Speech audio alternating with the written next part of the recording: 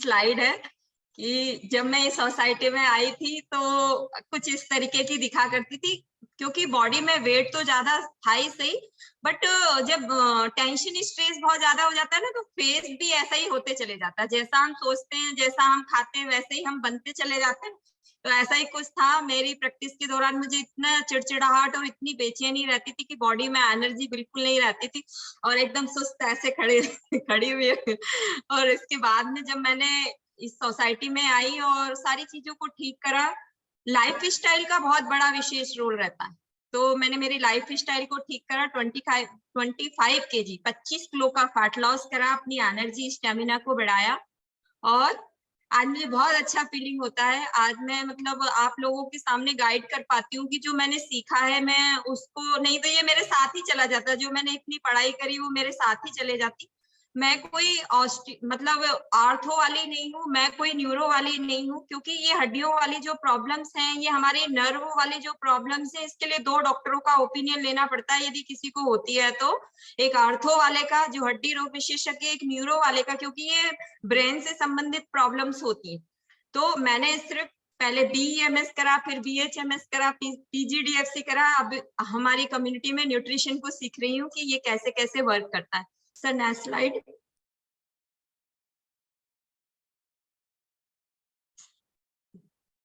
Yes, तो देखो ये वर्टिब्रल कॉलम का डायग्राम है कि हमारे यहाँ से जो है ब्रेन का स्पाइन से होते हुए नीचे तक जाता है, नीचे तक जाता है, और ये कवरिंग जो है इसके ऊपर छोटे छोटे जॉइंट हैं, छोटे छोटे जॉइंट हैं।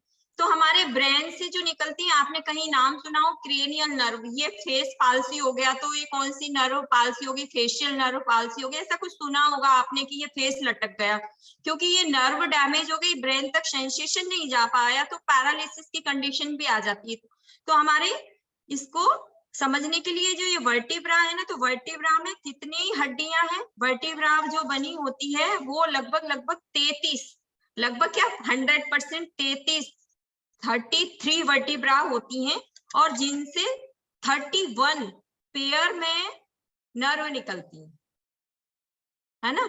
ये जो मतलब ये जो बीच में से इतनी सारी नर्व निकला गया, कैसे डिवाइड करा गया है कि ये जो गर्दन वाली जो यहाँ से यहाँ तक की जो वर्टिब्रा है ना, उनको सर्वाइकल वर्टिब्रा बोला जाता है। इसीलिए डॉक्टर के पास जाते हैं ना, तो डॉक्टर बोलता है सर्वाइकल की प्रॉब्लम हो गई आपको, इसीलिए आपको ये दिक्कत आ रही है। क्यों? क्योंकि इससे जो नर्व निकली हुई है ना, वो हमारे यहाँ से इस पोर्शन को सप्लाई करती है।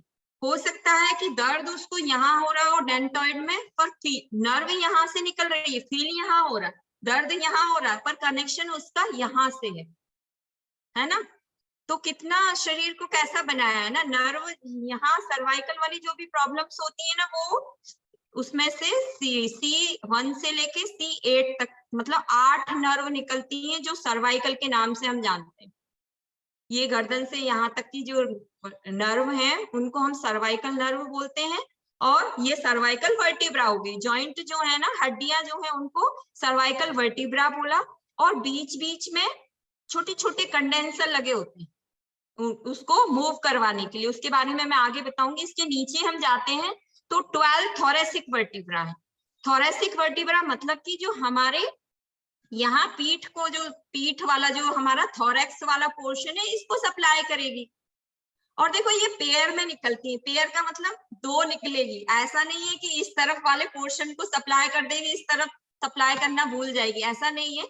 ये पेयर्स में निकलती है, एक इस तरफ से एक इस तरफ से, तो ये पेयर बनता है 31 पेयर की, ये हमारा कॉम्बिनेशन में वर्टिब्रा, और वर्टिब्रा से नर्व जो निकली हुई कॉम्बिनेशन में निकली हुई, तो ये थोरैक्स वाले को सप्लाई करती है।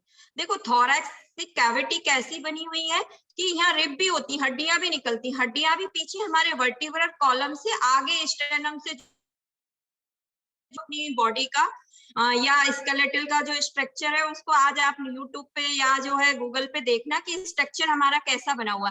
तो पीछे से निकली और आगे आके जुड़ गई, ये रिब हो गई, रिब से निकलती है, बीच बीच में से नर्व निकलती हैं। तो ज्यादातर थोरेसिक स्पॉन्डिलोसिस होने की संभावनाएं कम होती हैं। क्यों कम होती है? क्योंकि सहारा मिल गया आगे से पीछे तक का। ज्यादातर प्रॉब्लम कहाँ आती है, नेक वाले पोर्शन में, और नेक के जो नीचे वाला लंबर वाला पोर्शन है इसमें प्रॉब्लम आती है, क्योंकि लंबर वाला पोर्शन में हमारा एब्डोमेन आता है, एब्डोमेन को आगे से पीछे तक मसल्स कवरिंग करे हुए रहती है, ओनली हार्ड वाली एक मसल्स कवरिंग रहता है, उसमें कोई हड्डियां तो है नहीं, उसमें कोई रिब तो है नहीं, तो ज्यादातर प्रॉब्लम हमारे लंबर रीजन में आती है। तो lumbar spinal nerve only for 5 रहती है, 5 वर्टिब्रा है और 5 ही उससे निकलने वाली नर्व है। इसके बाद में नीचे सैक्रल आता है, सैक्रल जो हमारे पेल्विस बोन को बनाने में हेल्प करता है, ये फिक्स्ड बोन रहती है, ये आपस में फिक्स्ड रहती है, क्योंकि उसको पेल्विस वाला पोर्शन बनाना रहता है, हमारे कमर वाला पोर्शन बनाना रहता है, इसलिए ये फिक्स्ड रहती है। और नीचे एक पूंछ जैसी संरचना आपको दिखाई दे रही है, इसे कॉक्लिजियल कहा जाता है। तो इस तरीके से हमारा वर्टिब्रा को डिजाइन करा है ईश्वर ने, है ना। तो आई होप आपको समझ में आया होगा कि हमारी 31 पेयर जो है स्पाइनल नर्व है और 33 हमारी वर्टिब्रा है जो हमें इस काम को करने में सक्षम बनाती है। अब प्रॉब्लम क्या आती है कि देखो ये नर्व का जाल बिछा हुआ है, नर्व का जाल बिछा हुआ है, नर्व ये सर्वाइकल वाली नर्व, ये थोरेसिक वाली नर्व, ये लंबर वाली, और नीचे सैक्रल और कॉक्लिजियल। अब इनके बीच बीच में मतलब एक जॉइंट के बीच में दूसरे जॉइंट को जोड़ना है, तो ये फिक्स्ड तो जोड़ना है नहीं, तो बीच में एक गादी नुमा संरचना लगा दी जाती है। गादी नुमा संरचना को हम कह सकते हैं कि तकिया जैसा, एक तकिया जैसा बीच में लगाया हुआ है, ताकि हम मूव कर सके आगे पीछे साइड में, हम इससे फ्लेक्सिबिलिटी आ सके। तो ये संरचना, इसके बीच में से ही नर्व निकल रही है, इसके अंदर से ही नर्व का जाल फैला हुआ है हमारे बॉडी के अंदर। तो यदि हमारी बॉडी के अंदर ये जो डिस्क है, इसको डिस्क के नाम से जानते हैं, किसी का सुना होगा ना, डिस्क प्रोलैप्स हो गया या डिस्क बल्जिंग हो गया या डिस्क हर्निया हो गया, इस टाइप की कुछ कंडीशन आती जब हमारी लाइफ स्टाइल खराब होती है, वो भी मैं आगे डिस्कस करूंगी। पर नॉर्मली डिस्क का साइज आप देखिए कि नॉर्मल एक तकिया नुमा संरचना एक हड्डी से दूसरी हड्डी के बीच में लगी हुई है। ये वर्टिब्रा को ना हिंदी में कसेरू भी बोलते हैं, किसी ने पढ़ा होगा तो, ज्यादातर जो 8वीं 9वीं तक पढ़े होंगे उन लोगों को पता होगा कसेरू कहाँ है क्या है। वर्टिब्रा का ही दूसरा नाम है कसेरू कहाँ है। और डिस्क का तो मुझे हिंदी पता नहीं है, बट ये हम समझ सकते हैं कि गादी जैसी संरचना है, या कह सकते हैं कि एक छोटा तकिया नुमा संरचना है, और इसका जो कवरिंग है ना, वो हड्डी जो हमारा जो वर्टिब्रा है उसके ऊपर एक कवर बना हुआ है, कवरिंग है, चिकना कवरिंग है, कार्टिलेज का बना हुआ रहता है ये। इसके अंदर चिकना वाला फ्लूइड भरा हुआ रहता है, जिससे सेरेब्रोस्पाइनल फ्लूइड कहा जाता है। जैसे बाहर ये पानी जो रहता है ना, पानी जैसी एक संरचना, चिकनी वाली संरचना रहती है, जो ब्रेन वाला फ्लूइड रहता है उसको सेरेब्रोस्पाइनल फ्लूइड कहा जाता है, वो इसके अंदर भरा हुआ रहता है, बहुत चिकना रहता है, सॉफ्ट रहता है, ताकि हम मूव कर सके इजीली, कहीं भी मूव कर सके। बट क्या होता है कि जब ये चीजें खराब होने लगती है ना, ये गादी जब खराब होने लगती है ना, डीजेनरेटिव डिस्क हो जाती है। डीजेनरेटिव डिस्क का मतलब कि ओल्ड एज में ये प्रॉब्लम ज्यादा होती है, जैसे जैसे एज बढ़ती जाती है ना, तो ये गादी अपने आप ही घिसने लगती है, इसका क्षय होने लगता है। फिर ज्यादा यदि दिक्कत आने लगे ना, तो नर्व में प्रॉब्लम आती है, बट थोड़ी थोड़ी दिक्कतें हमें पता नहीं चलती, या फिर धीरे धीरे क्या होता है कि वो धीरे धीरे बल्ज होने लगती। बल्ज का मतलब एक फुग्गे जैसी संरचना उसमें से निकलने लगती है, और फिर अब दर्द होना शुरू हो जाता है। दर्द होना शुरू क्यों हुआ? क्योंकि अब नर्व में दर्द, नर्व पे प्रेशर आने लग गया, नीचे जो नर्व, उस रीजन में जो नर्व है उससे रिलेटेड तकलीफ आपको फील होने लग गई। फिर धीरे धीरे ये प्रॉब्लम, यहाँ भी सुधार नहीं करा उसने अपनी लाइफ स्टाइल में, खाने पीने में, अपने पोस्चर में, तो धीरे धीरे हर्निया वाली प्रॉब्लम आती है। हर्निया का मतलब कोई भी चीज लटक जाना, लटक गई हो। से पहले वाली स्लाइड होती, तो ये हर्निया वाली जो रेड कलर का दिखाई दे रहा है ना, हर्निया वाली पोर्शन बन जाता है। फिर इसके अलावा क्या प्रॉब्लम आती है, डिस्क धीरे धीरे थिन होने लगती, पतली होने लगती, क्योंकि फ्लूइड कम होने लगा, पानी की कमी आ गई। पानी की कमी बाहर तो दिखती है ही सही, बट अंदर जो ये सेरेब्रोस्पाइनल फ्लूइड है वो ही कम हो गया, पचक गई हो। इसके अलावा ऑस्टियो और भी बहुत सारी प्रॉब्लम्स होती हैं। ऑस्टियोपोरोसिस का आपने नाम सुना होगा। ऑस्टियोपोरोसिस में हड्डियां कमजोर हो जाती हैं, रोम छिद्र हो जाते हैं, छोटा सा भी धक्का लगे तो हड्डियां अपने आप टूटने लगती हैं। ऑस्टियो आर्थराइटिस हो जाता है, डिजेनरेटिव आर्थराइटिस भी कहते हैं, अपने आप ही हड्डियां के अंदर का फ्लूइड कम होने लगता है, बार बार रगड़ खाने की वजह से, बार बार रगड़ खाने की वजह से वहां स्वेलिंग, इन्फ्लामेशन हो जाती है। अब ये इन्फ्लामेशन क्या है? इन्फ्लामेशन शब्द आपने बहुत बार सुना होगा, बहुत सारे लोग बोलते हैं इन्फ्लामेशन हो गई। इन्फ्लामेशन का मतलब हम समझ सकते हैं कि कोई भी हमें चोट लगती है तो क्या होता है, सबसे पहले वहां दर्द होता है, दर्द फील होता है, वहां सूजन आ जाती है। 5 साइन रहते हैं, आप नोट करें 5 साइन तो आप भूलेंगे नहीं इन्फ्लामेशन क्या है। इन्फ्लामेशन के 5 साइन रहते हैं। पहले तो दर्द होता है, दर्द होता है, वो हिस्सा गर्म हो जाता है, वो हिस्सा लाल हो जाता है, उस हिस्से में सूजन आ जाती है और काम करना बंद कर देता है या काम करने में तकलीफ आने लगती, तो उस कंडीशन को बोला जाता है इन्फ्लामेशन। इन्फ्लामेशन के 5 साइन एक बार और नोट कर सकते हैं कि दर्द होगा, उस जगह में दर्द होगा, उस जगह में गर्म हो जाएगा, लाल हो जाएगा, सूजन आएगी और वो हिस्सा काम करने में अनेबल हो जाएगा, अब उस हिस्से से काम नहीं हो पाएगा। तो ये इन्फ्लामेशन की कंडीशन आती है। जब ये इन्फ्लामेशन की कंडीशन आती है तब डॉक्टर के पास जाना पड़ता है ना। और नर्व में बार बार सर नेक्स्ट स्लाइड। हाँ देखो, ये मेरे पास पूरा शो नहीं हो रहा। देखो ये वर्टिब्रा दिखाइए कि वर्टिब्रा कैसी होती है, हड्डी कैसी होती है। हड्डियों के बीच में एक छेद रहता है जिससे स्पाइनल नर्व गुजरती है, और ये कितनी महत्वपूर्ण नर्व होगी, आप सोचिए कि कितनी महत्वपूर्ण होगी कि जिस हिस्से की नर्व डैमेज होती है ना, ये स्लाइड में शो हो रहा है कि आपका यदि सर्वाइकल वाली, ये आप है ना, ये साइड में जो ये ह्यूमन बना हुआ है ना, ये एक छोटा सा स्ट्रक्चर बना हुआ है ना, इसको ध्यान से देखिए। लाल कलर का जो आदमी है उसके यदि पहले सर्वाइकल रीजन वाले प्रॉब्लम हुई है ना, तो वो हिस्सा पैरालिसिस होने लगता है। अभी मैंने बताया इन्फ्लामेशन हो जाता है, ये नर्व के यहाँ पर इन्फ्लामेशन हो जाता है तो आगे वो हिस्सा काम ही नहीं करता, सेंसेशन को ब्रेन तक, स्पाइन तक लेके ही नहीं जाता है, तो वो हिस्सा पैरालिसिस की कंडीशन में आ जाता है।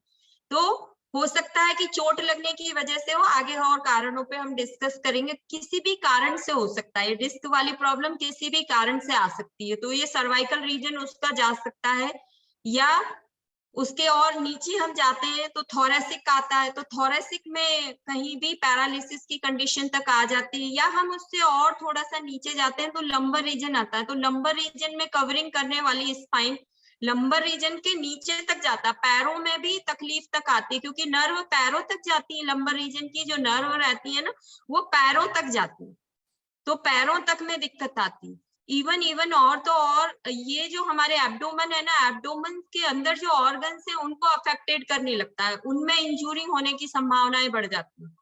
तो sir next slide. I hope आपको समझ में आया होगा कि जिस हिस्से में होगा उस हिस्से में प्रॉब्लम आना शुरू हो जाएगी। तो शुरुआत में एकदम से किसी को पैरालिसिस नहीं होता, या शुरुआत में किसी को भी एकदम से ये दिक्कतें नहीं होती, कुछ सिम्टम्स पहले से हमारी बॉडी रिएक्ट करती। कैसे सिम्टम्स आते हैं? शुरुआत में यहाँ जकड़न, दर्द, हल्का हल्का सा हमें फील होने लगता है, हल्की हल्की सी प्रॉब्लम्स हमें फील होने लगती है। इसके बाद में क्या होता है, मसल स्पैन हमेशा ही बना हुआ रहता है, कोई भी काम करेंगे तो हमें हमेशा ही ऐसा फील लगेगा कि यार कुछ हो रहा है, कुछ हो रहा है।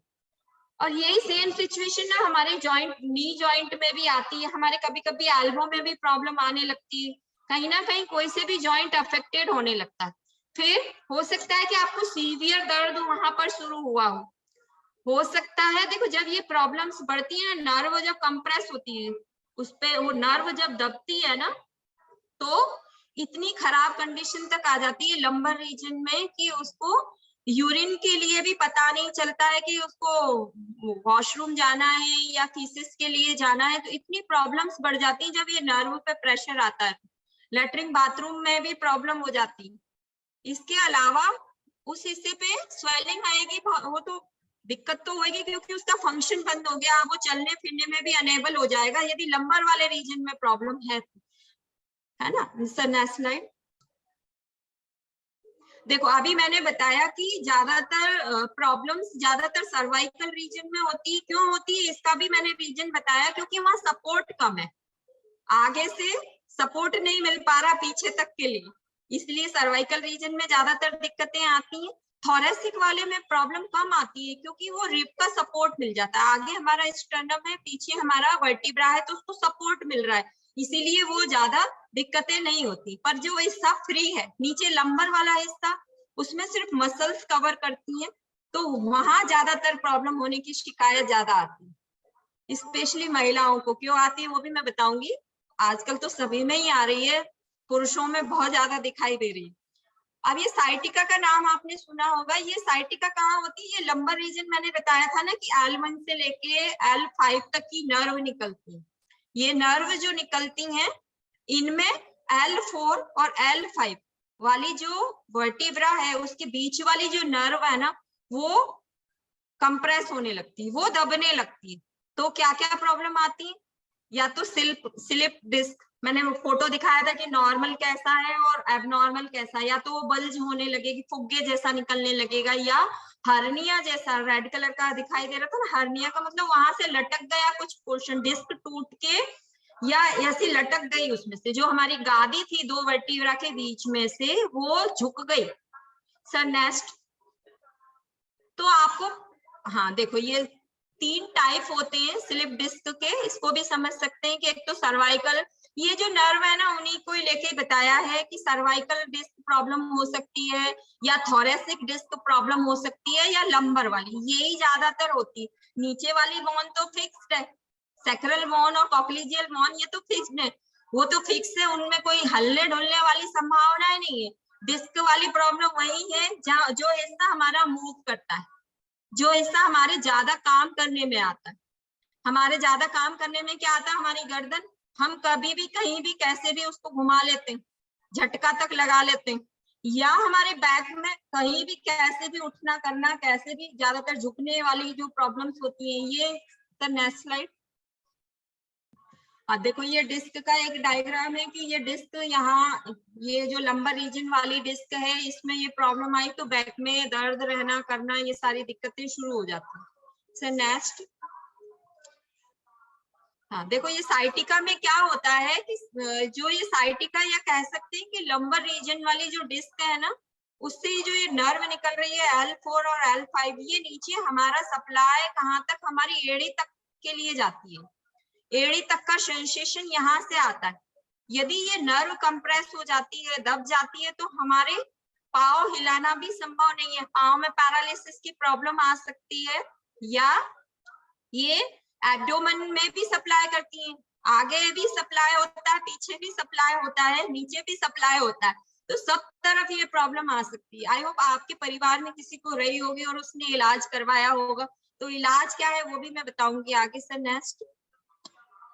हाँ देखो ये कॉमन बात है कि ये बैक पेन कैसे भी हो सकता है, जरूरी नहीं है कि डिस्क की प्रॉब्लम से ही बैक पेन होता है। जो लोग बोलते हैं ना कि कमर में दर्द हो रहा है, तो ये ना समझे कि मुझे डिस्क वाली प्रॉब्लम होगी इसीलिए कमर में दर्द हो रहा है। कमर दर्द के और भी बहुत सारे कारण है, जैसे किडनी स्टोन, पथरी हो गई हो उसको, तो क्योंकि किडनी वाला जो पोर्शन है ये भी लंबर रीजन करा हुआ है।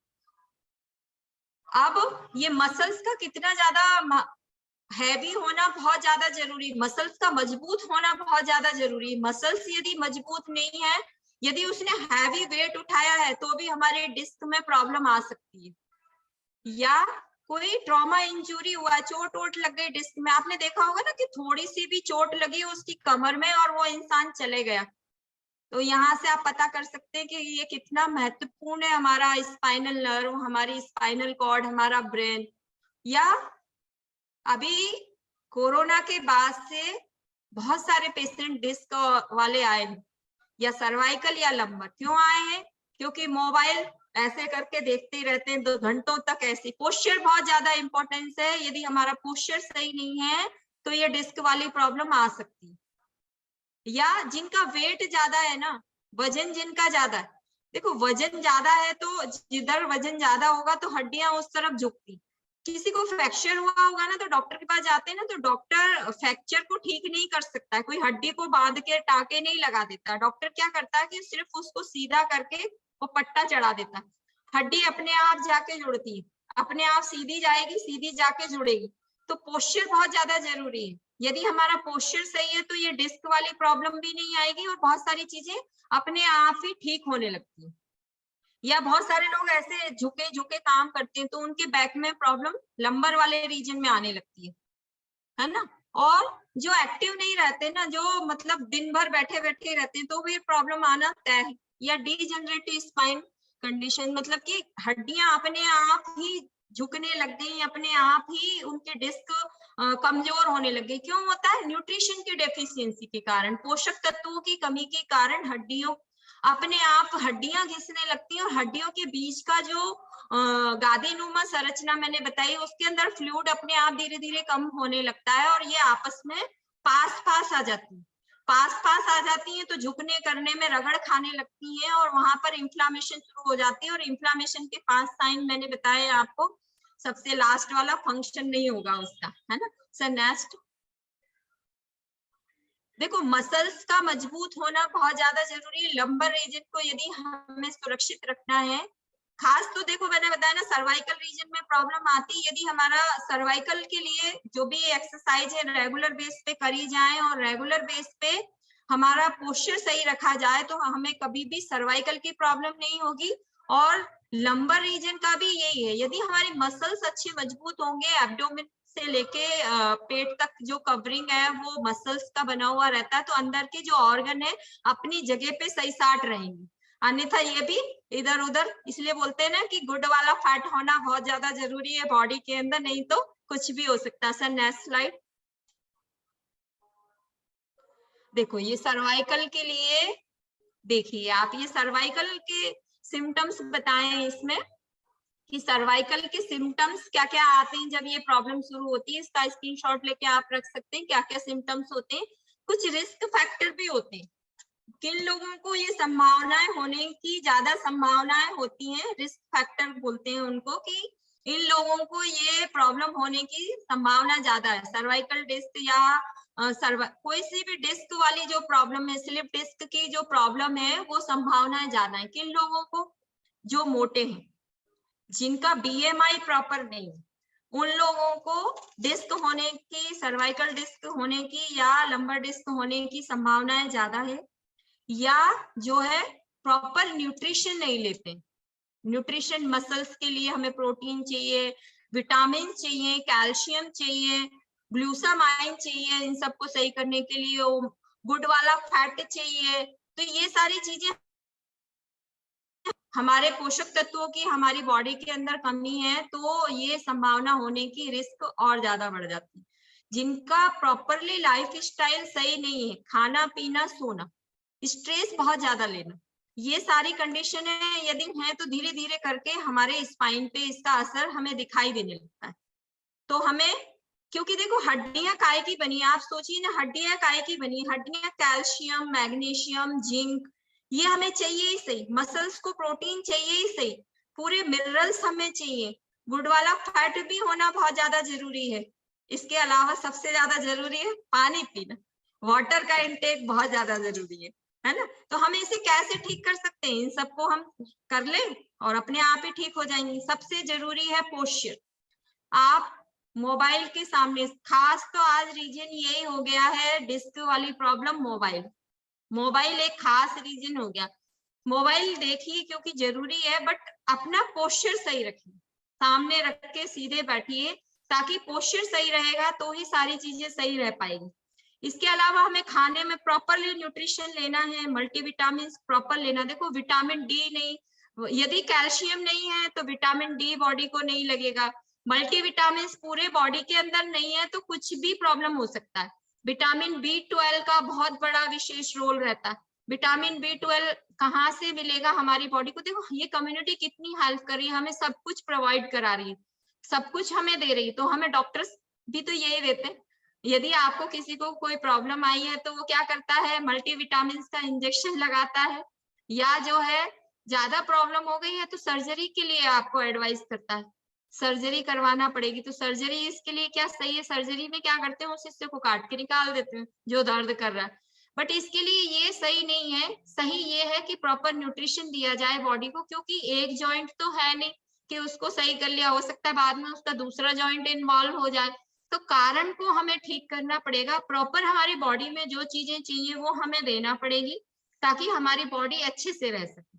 और बीएमआई को प्रॉपरली सही करने का प्रयास सभी करें। बीएमआई यदि प्रॉपर रहेगी तो सारी चीजें अपने आप ठीक होगी। सर, हाँ सर ने ये देखो एक स्लाइड और भेजी है अभी, इसमें जो मैंने अभी बताया था ना रिस्क फैक्टर में सब कुछ कवर हो गया। एक स्मोकिंग वाला और रह गया, तो स्मोकिंग वाला देखो, जब स्मोकिंग वाले बंदे को क्यों मना करा जाता है, डॉक्टर क्यों मना करते हैं, क्योंकि स्मोकिंग करने के बहुत सारे नुकसान होते हैं।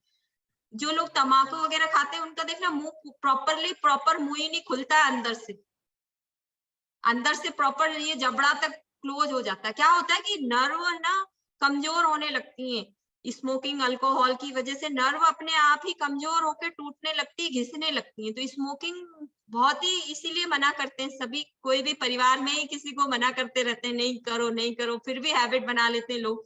तो हमें एक एक्टिव लाइफ स्टाइल को फॉलो करना है ताकि हम चीजों को ठीक से फॉलो कर सके। अब इसके लिए डॉक्टर क्या डायग्नोसिस बनाता है, यदि आप जाते हैं तो वो आपको क्या बोलता है, आप एक्सरे कराइए, सीटी स्कैन कराइए, एमआरआई कराइए, और सबसे जरूरी आप फिजिकल पे ध्यान दीजिए। फिजियोथेरेपी करवाने के लिए बोलते हैं, फिजियोथेरेपी से ठीक हो रहा है, ठीक है नहीं, वो बहुत सारी चीजें लगती हैं।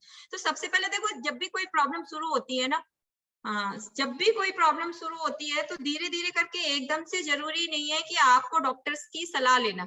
धीरे धीरे दर्द शुरू हो रहा है, देखो डॉक्टर्स किस तरीके से ट्रीटमेंट करता है, ये स्लाइड में आपको शो हो रहा है कि डॉक्टर है ना पहले उसको आराम करने के लिए बोलता है कि आप रेस्ट करिए। रेस्ट करने से इन्फ्लामेशन की जो 5 साइन है वो धीरे धीरे ठीक होने लगते हैं। या इसके अलावा मेडिसिन देते हैं, तो मेडिसिन को हम कंटिन्यू तो ले नहीं सकते, है ना। तो आगे ये प्रोसीजर बताइए कि इंजेक्शन लगाते हैं, सर्जरी करते हैं, ये करते हैं, वो करते हैं, तो बहुत सारी ये ट्रीटमेंट की स्टेज।